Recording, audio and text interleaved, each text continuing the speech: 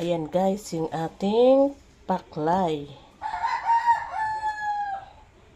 Gutom na ko, kakain na tayo.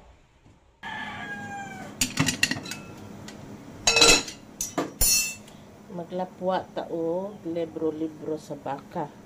Ano guys ba? Ayan. Laphaan na nato ng kadyot. Kaya tang-tango na ko ng itom. Kaya hugawan ko. So, kadyot lang. Kaya maghimo taog paklay. Medyo kumot sa mga langga. Ang iro na mo gusto mo sud ano kasi pila. Kaya nang limpyo ko. Nita.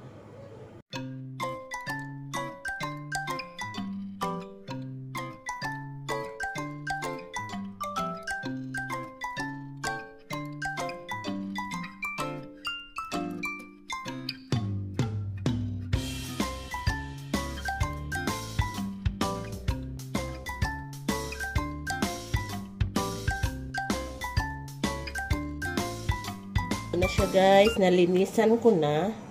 Ang gagawin ko ay ano guys, pakupsan ako.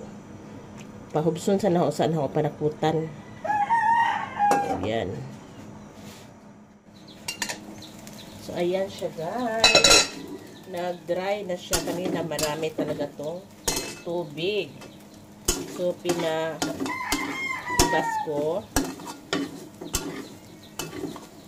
Then, ngayon pa lang tayo mag-isa. Isa natin yan sa ating mga spices, by the way. Yung normal lang naman. Garlic, onion, luya, especially luya. Pagpaklay talaga, luya yung importante guys. So, mag-isa taog ahos. Unahon na to itong ahos. Then, after the ahos, or garlic ay yung luya at saka onion. Igisa-gisa natin yan. Pagkatapos, magtimpla tayo or maglagay tayo ng paminta. Then after that, ay tuyo naman. Next ay sabawan natin ng kaunti. Then after that, maglagay tayo ng tubig ulit. At saka kaunting suka. Pero di na muna natin yan hahaluin para di mangasim. So, nagmantika na siya. Pero hindi pa siya, ano guys, hindi pa siya malambot. So, last na lang natin pagsabaw nito. Then, mag-adjust na tayo ng timpla. Damihan natin ang sabaw. And final sabaw na to siya guys.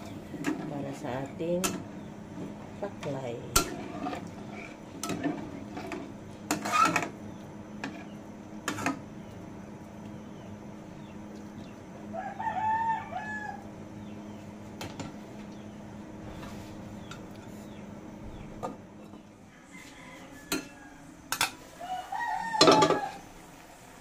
Timpla na to guys.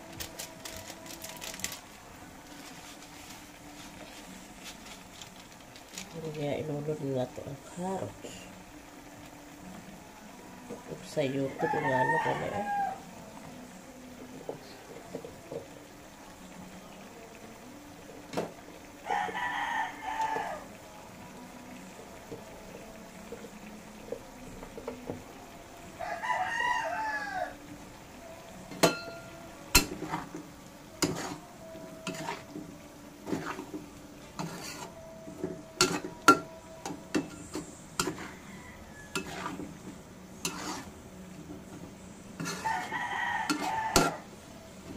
Gutom na ko gatan. Ow!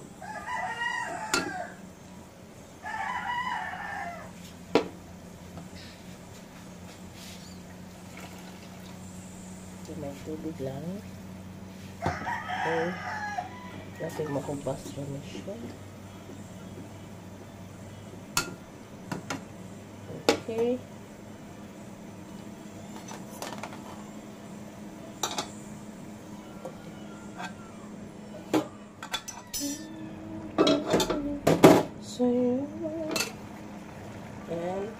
sandali itong ating bell pepper.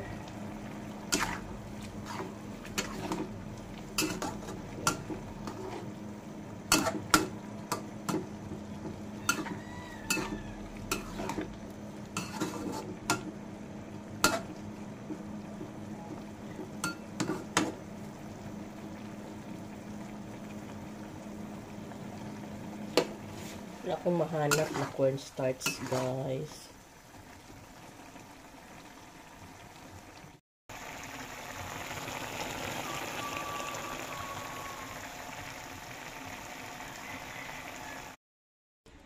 Ayan, guys, yung ating paklay. Gutom na ko, kakain na tayo. Okay.